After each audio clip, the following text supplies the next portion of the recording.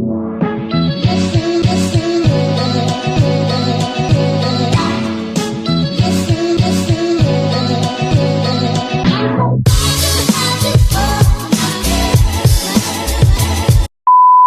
guys, welcome back to our channel. So today I'm going to share with you guys 10 tips for a successful breastfeeding journey. Now it's a little bit difficult to just write down 10 tips just because there is so much information about breastfeeding. I narrowed it down and just want to give you just the tips to have a successful breastfeeding journey, to keep going. Now before I get into that, please make sure you hit the subscribe button and also hit that notification bell right next to it so you get notified whenever we drop a new video. A little background information about me and my breastfeeding journeys.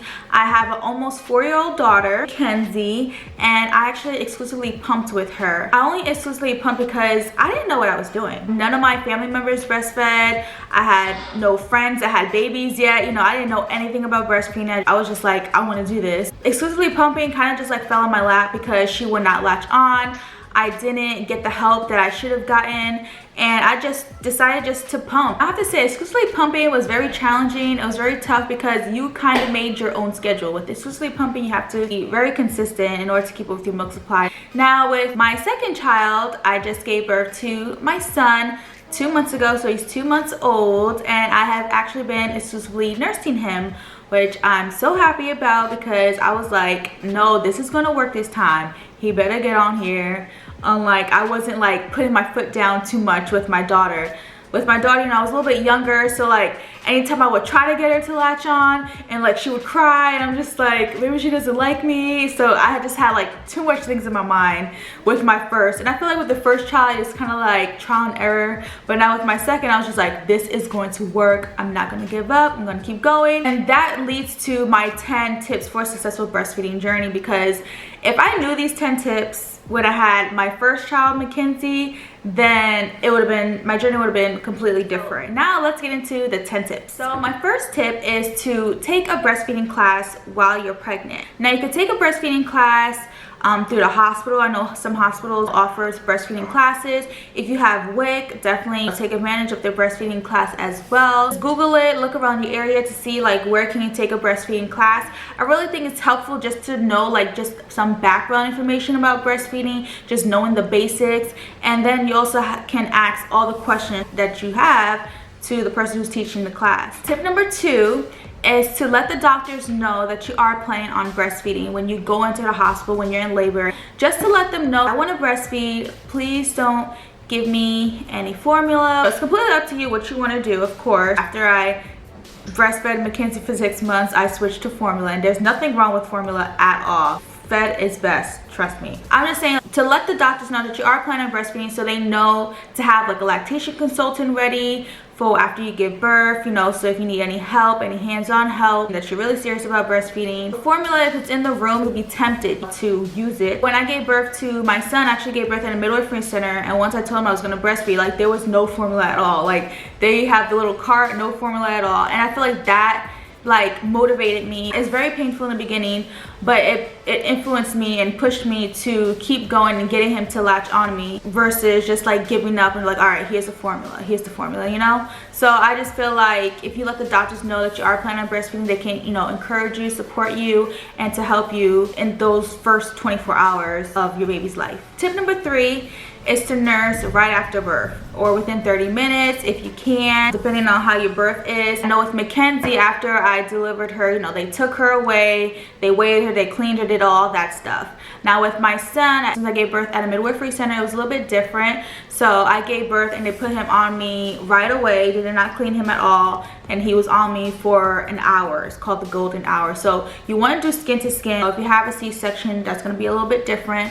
But you know, as soon as you can, as soon as you are able and stable to have the baby on you, do skin to skin, and then start to nurse. And the baby, is amazing how the baby automatically knows what to do.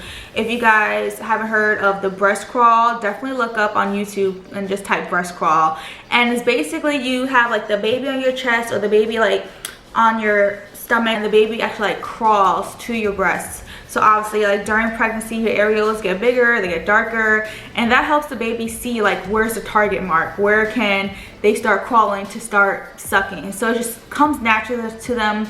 and you know, they start sucking, you know, their fist and stuff like that inside the womb already. So they already know what to do. It's all completely natural, which is so amazing. It's so cool. So if you guys do decide like, oh, I want my baby to do the breast crawl, you can try that after birth. With me, I just put them on there. If you have been following my vlogs since postpartum, you know that I was struggling with breastfeeding. And if you don't know, then you definitely check out my previous vlogs of during my postpartum journey, my breastfeeding journey. It has been a rocky road, but I'm glad to say that it's definitely got smoother now. So, and you want to start nursing like right away, just so you can get your milk flowing. You know, you're not going to have a lot of milk in the beginning. The first milk that comes out is called colostrum. It comes in little droplets, and remember, the baby's belly is very tiny. I feel like a lot of first-time parents don't know that, because when you go to the hospital and you see those formula bottles, it's like, you know, the ready-to-feed formula bottles, they have 2 ounces in them, and you would think that, oh, my baby needs to finish this.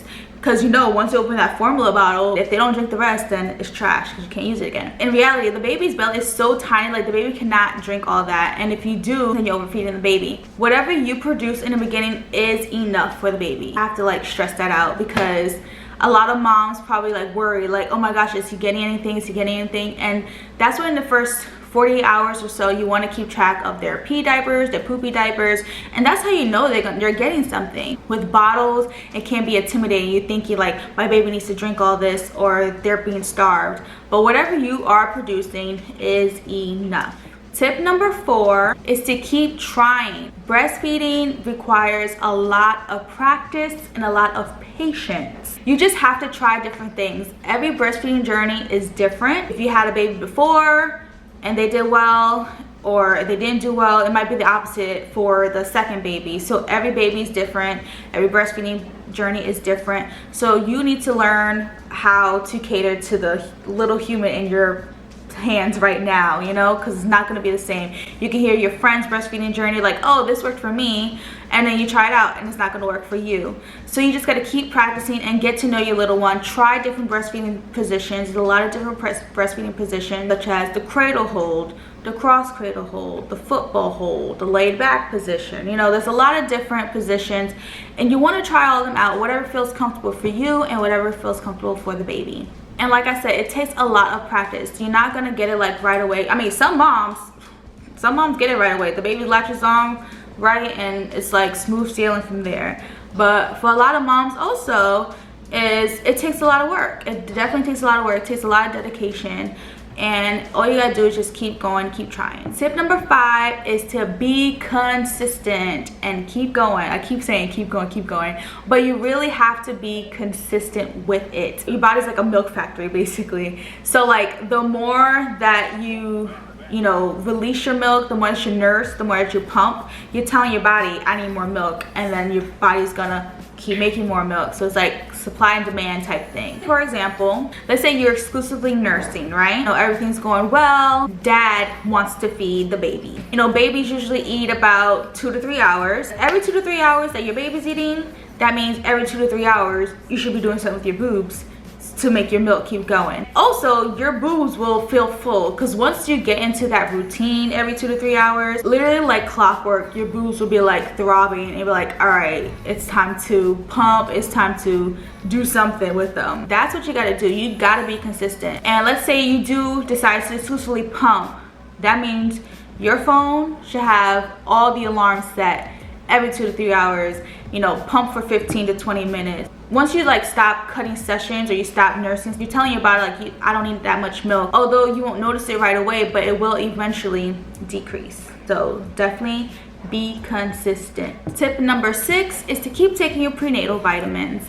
Now, I was thinking, I'm like, do I still need to take them? You know, I know that you're supposed to take them like, you know, a month after you give birth and stuff like that, but I don't know like how long you're supposed to take them. So at my son's 2-month appointment, I did ask his pediatrician, like, should I keep taking my prenatals? And she said definitely yes, just to keep up for the lack of what you're eating. Trust me, being a mom, sometimes you forget meals, you forget to eat healthy, things like that. So, you know, they say, you know, you want to continue eating healthy just like you were eating healthy when you were pregnant. The vitamins, you know, go through your milk, and it keeps you healthy, but also goes through your milk and keeps the baby healthy as well. Tip number 7 is to drink a lot of water and also try to eat healthy as possible. Now with drinking water, I'm telling you, once you start breastfeeding, your mouth will just naturally get dry, so you'll be thirsty either way. So you have to stay hydrated, you know, drink lots of water. Breast milk is basically 90% of water, so definitely be consistent with your water. Of course, eat well. I have to say I'm guilty. I'm not the best like healthiest eater. I eat whatever I want. I try to get my veggies in, but I'm not a big veggie or fruit person at all, which is why I continue taking my prenatal vitamins for the lack of what I'm not eating. You definitely want to continue eating healthy, not only for your milk supply, not only, you know, for your baby's nutrition, health and stuff like that, but for your health, because, you know, you're the one who's taking care of your baby. Your body is going through a lot just producing milk and feeding your baby. You know, you burn 500 calories a day just by breastfeeding, so the baby's taking a lot out of you, so you need to replenish yourself with water and food. I'm telling you, I'm literally more hungry now breastfeeding than I was when I was pregnant, and it's ridiculous. Like, I'll eat 3 tacos and I'm just like, what's next? Which is terrible. But I'm literally so hungry all the time from nursing him, and I'm just like, he's literally taking everything. And if you guys seen how my son looks, you'll see that he's literally taking all the food away from me. Like, he is so chubby. His stomach is huge, which I love though. I love chunky babies. So yeah, definitely you want to replenish yourself. Tip number 8 is to have a support system. That is so important. In the beginning, my postpartum with my son, like, breastfeeding was so tough, and if it was anybody else, I swear they would have gave up. And I was like dealing with the most, like every single day was something going wrong, like, you know, cracked nipples, sore nipples, mastitis, milk blisters. Like, it was just so much stuff going on, and I was just like, I'm just gonna deal with it. I'm just gonna deal with the pain. Like, I need to do this, I need to do this. And although it was very stressful for me, you know, that can kind of cause like postpartum depression and stuff like that, but breastfeeding was so important to me. Like, I had to keep going. And with the support system, like, that helps you so much. Now, I started following like different Instagram pages that show like positive breastfeeding journey, share breastfeeding images, and that itself, you know, motivated me to like keep going. You know, seeing these other moms that are breastfeeding, and you know, it influenced me to like keep going. Now, you know, it can also cause like the opposite. That might make you, you know, feel a little down because, you know, your journey is not their journey. But that's the beauty of it. Like, this is your own journey and you make it how you want. For me, the breastfeeding pages helped me out. Also, breastfeeding forums help a lot too. I used the What to Expect app when I was pregnant with my daughter and my son, and I love their forums on there because they have like different topics. One of the forums they have is just called breastfeeding, so everyone just, you know, puts their questions in there. You hear different answers from everywhere around the world. There's people out there, pure support, that they'll help you, they'll answer your questions and things like that. So just reading that, you know, helped me realize that I'm not the only one that's going through this issue. You know, other people are going through this issue, and this is what worked for them, so this might work for me. So, you know, you just try different things out. Another forum that I followed with Mackenzie was exclusively pumping. Now, you know, I didn't really know too much about exclusively pumping, but following that forum and hearing other people's stories and, you know, what they're doing and what they work for them, you know, it helped me out. It helped me keep going. So that's one thing I always looked at, like, you know, those 2 o'clock in the morning pump sessions, and, you know, your husband sleep, the baby sleep, but you got to keep pumping because you got to keep up with your milk supply. So you're just like on your phone. So I would like go on that forum, you know, see what people are doing, you know, look at other people's milk supply stash and stuff like that. I'm like, oh, that's cool. And now, you know, I really truly think breastfeeding is like so awesome. I think it's so cool. So like things like that like interest me. So like I like to look at those type of things. I like to go on Pinterest, look up breastfeeding storage ideas or stuff like that. Like, I'm just weird. So just following those pages and reading those forums, you know, that was kind of like my support system on top of your family members, your partner. You have to let them know, like, you know, I'm struggling here, I need your support, and hopefully they can come through. Tip number 9, ignore the negativity. It's 2019, and I feel like people who sexualize breastfeeding are uneducated because your breasts are to nourish your baby. So there's going to be some negativity. I haven't had any negative encounterments when I've been nursing in public with my son at all. But if someone tried to come up to me, best believe I'm gonna have some things to say. It doesn't even need to be negativity from like strangers. It could be negativity from your family members. You just need to, you know, put your foot down, educate them, because a lot of people don't know much about breastfeeding. Tell them why you're doing it, what's the benefits and things like that. And that's probably the only reason why they have any negative thoughts about it, is because they're not educated about it. You know, you might be struggling, right? And someone can be like, you know, why don't you just stop? You know, why are you even doing that anyway? Like, just give the formula. And you know, that's negative right there. Like, that's not helping you to keep going. That's not a good support system right there. And like, things like that piss me off, honestly, because if someone's like really, you know, feel strongly about breastfeeding, and someone's just gonna be like, why are you doing it? Just do this, it's so much easier. Like, no, you don't need that, because then it's gonna put negative thoughts in your head. You're gonna feel overwhelmed. Meanwhile, you're trying to do what's best for your child, and you just don't need that in your life. Let's say, for example, like you have a friend that tried to breastfeed and then you became pregnant, and they're like, you're gonna breastfeed? Ugh, that's a waste of time. It's not gonna work out for you because it didn't work out for me. Ugh, the bleeding nipples is this and that and that. Ugh, terrible. Why you gotta go through that pain? Just give the formula. It's so much easier. There's friends that are like that, you know, they just like push their negative breastfeeding journey on you. Meanwhile, you know, they could have turned their negative breastfeeding journey if they, you know, got the help and got the support and stuff like that. And hey, to each his own. Everyone is different. That kind of negativity you don't need in your life. You want to surround yourself with positive people, positive breastfeeding people, and have a good support system, like I said in my previous tip. Tip number 10, ask for help. I am telling you, if I asked for help with Mackenzie, like I actually would have probably nursed her, you know, like I probably would have kept going, kept trying. After I left the hospital, the doctors told me, you know, there's a breastfeeding support group every Wednesday or whatever at this time and stuff like that.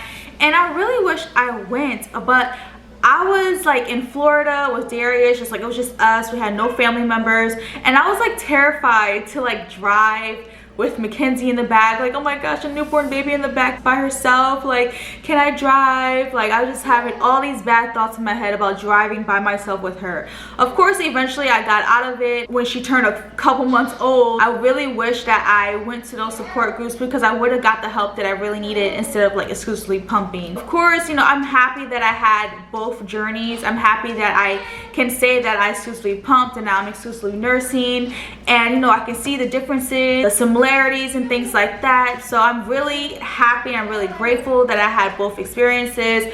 But I'm just saying, like, you know, to ask for help. Now with my son, like I said, if you watch my previous vlogs, you know that I've been struggling, or was struggling in the beginning, and I was just like, nope, this time I'm asking for help. I gave birth on a Thursday, and they said I could have left Friday, but they were like, do you want to stay an extra day so you can see the lactation consultant, you know, get more help before you leave? And I said yes. The hands-on help really helped. Once you get home, it's like a whole different ball game. You know, you think you got it, but then you go home and like, you know, the baby acts completely different. He was like sucking on my nipple, wasn't getting on there right. I had a lot of bruised nipples and sore nipples and things like that. So it was just getting him to latch on. There was nothing wrong with my milk supply, but it was just him latching on that was hurting me. You know, he was getting the milk either way, but he was just hurting me. I called like my doula again, asked her for some help. I was really open about asking for help. I think that's what helped me continue. That's what helped me get to where I am now. I asked his pediatrician for help. I called lactation consultants, because you know, after you leave the hospital,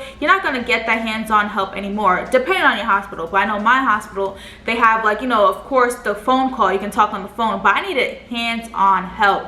And I called my insurance to see if they cover any lactation consultants, and most of them, they don't. So a lot of lactation consultants, they just get cash money. I'm telling you, that is expensive. I shopped around for lactation consultants, and I finally found one, and she was $85. And I have to say, like, I was hesitant about spending that much money. I was a breastfeeding counselor before, and all the stuff that I learned, all the seminars and stuff like that, and everything that I learned about, you know, tricking babies to open their mouth wider, you know, rubbing your nipple on the tip of their lips, rubbing your nipple on the chin so they can open up wider like a baby bird, and all this other stuff. All the things that I learned, my baby, my son, Cruz, he was like, no, this ain't for me. Like, he was just completely different than everything that I taught. everything that I learned. And I'm just like, why isn't any of this stuff working? And I would Google different things, I would YouTube different things, you know, watch so many YouTube videos on, you know, how to get the proper latch, watching other moms breastfeed and things like that. And I'm just, okay, let me try this out, and nothing was like working. Like Cruz was just like, I feel like doing this, and just hurting me. And you know, that made me feel down. And of course, then I had like clogged ducts and all this stuff, so it was just like a lot going on the first month until I saw the lactation consultant. So I'm so happy that I went and spent that money on her, and she was so helpful. She looked in his mouth, because one thing that you want to keep, you want to look out for is like lip ties or tongue ties that can like restrict him or from like nursing correctly. And having that support will keep you going and, you know, make you feel more confident. So after I saw the lactation consultant, I literally felt more confident. I was like, okay, I got this. Ask for help. So get this help that you need, and don't feel ashamed that you need help. Just be open. Call the doctors, call a lactation consultant, call support system, whatever. Ask for help. Who said, hey, say hi. That sums up the 10 tips for a successful breastfeeding journey. Now I do have about 4 more other tips that I want to give you guys that I wish I knew during my first breastfeeding journey. Tip number 1 is that you will probably have sore nipples. And that's completely normal in the beginning, because you literally gonna be nursing every 2 to 3 hours. So, you know, your breasts aren't used to that. Your nipples are not used to that at all. I wanna say definitely use nipple cream. Nipple cream has been a lifesaver for me. My favorite nipple cream is the Mother Love.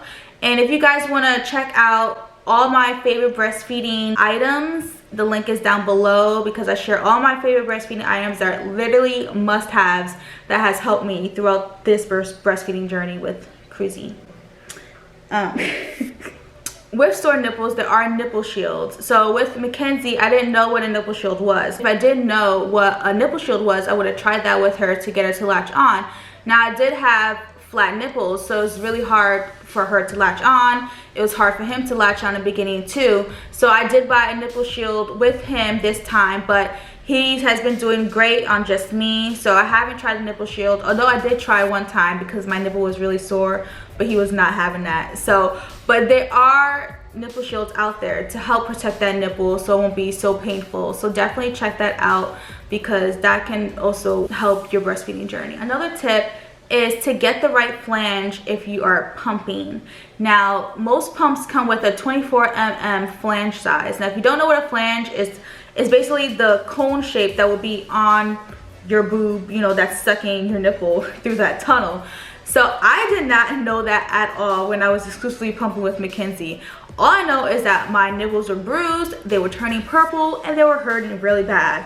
So I was just pumping with the 24 mm. I'm like, this hurts so bad. Like I said, I was not educated about breastfeeding at all with her. And I realized that there were different flange sizes. So I actually had to go down a size. I had to get a 21 mm, which is kind of hard to find because most pumps come with a 24 mm and a 30 mm. So it depends on your nipple size. Now, if it hurts, that means you need to go up a size or down a size. Now, there is a great diagram, I believe it's like on Modella's website, that, you know, it's like a yes or no question to let you know if you have the wrong flange size and whether you should go up or down a size. And I have to say, like, that is like so helpful, and that will literally change your breastfeeding journey, your pumping journey. If you have the wrong flange size, not only that it's hurting you, but it's also not taking out the milk efficiently. So that can cause more clogged ducts and things like that. Tip number 3 is milk storage. How long is it good for in the fridge, in the freezer? Quick, simple rule that I like to go by is the 5-5-5 rule, because it's easy to remember. 5 hours good in cool room temperature. So if you pump and you don't put it in the fridge right away, that's completely fine. 5 days in the fridge, 5 months in the freezer, in the back of the freezer. Do not store milk in the freezer door, because you know how you open it and close it, so it's going to keep changing the temperature. Yeah, it's going to keep changing the temperature. When I pump my milk and I put it in the fridge, I always put like a little piece of tape and I'll put the date on it so I can keep track of it. You can always do the smell test. You can always smell it. If it smells funny, just like any other milk, you know, then that means it's bad. You don't necessarily have to dump it out. You can always use it for other things. You can use it for a milk bath, for yourself, a milk bath for the baby. You can make milk soap. There's so many things you can do with breast milk. I'm telling you, the list is endless. It can help with mosquito bites, help with cradle cap, help with eczema, help with diaper rashes. Oh my gosh, like breast milk is the answer to everything. It's the cure for everything, clearly. Now, when you store your milk in the freezer bags, you want to make sure that the air is out. Now, the freezer bags come with instructions on there, so I highly suggest to read it. But you want to make sure the air is out, seal it, label it, store it flat.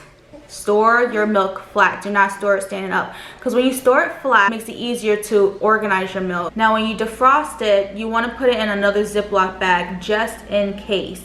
Just in case, you know, your partner threw something in the freezer and it's cut a slit in the milk, and you didn't know that until it's completely defrosted and you have milk everywhere, and that's trash. So I always like to put it in another Ziploc bag when I defrost it. So I usually plan a day ahead. So if I know I'm going to use some frozen milk the next day, I would take it out, put it in a Ziploc bag, and let it slowly defrost in the fridge. And usually by the next day, it'll be really soft, you know, kind of like a slushy and then I'll let it sit in warm water whenever it's time for him to have it. Now, with frozen milk, you want to use it within 24 hours after defrosting. Oh, and also, I know I said about the 5-5-5 rule, but freezer milk can actually last for 1 year in the deep freezer. So if you do have a deep freezer, it's good in there for 1 year. Now, my last other tip, whatever you pump is not exactly what your baby is getting.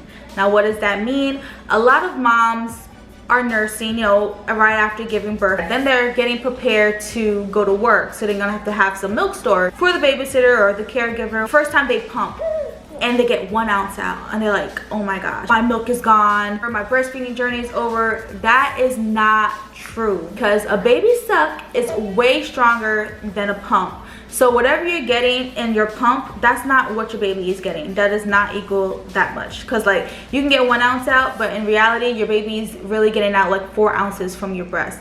But that's just how pumps are. You know, pumps aren't as strong as a baby's mouth. There are different supplements to help boost your supply. One thing I do highly recommend when you're pumping is to massage your breast, because that can make a huge difference. Now, with Mackenzie, when I first started pumping, I just had the bra set up, you know, just ooh, hands-free, this is so cool. Put it up on there, and I had it going, and it'll just be little drops. I'm just like, what is this? Until I heard about massaging while pumping. And I'm telling you, once you massage, you really getting into those ducts in your breast. Your ducts go all the way to your armpit. So once you start getting there, massaging, I like to use my thumb, get in there, and I can get about 4 ounces out compared to just 1 ounce. So definitely massage, and you're not gonna notice right away that, you know, all this milk is just gonna come out and stuff like that. Like I said, you have to be consistent with it. That is my last other tip. I just want to get it all out there, because I want this video to be the video that you could be like, aha, that's what I need to hear. I'm just here to tell you guys, if you are breastfeeding right now, or if you are pregnant, I hope this video was very helpful for you guys. I hope that you continue going. I can be a part of your support system. So if you do have any breastfeeding questions at all, just leave a comment down below. Give this video a thumbs up if you found it helpful, and make sure you subscribe. Say bye.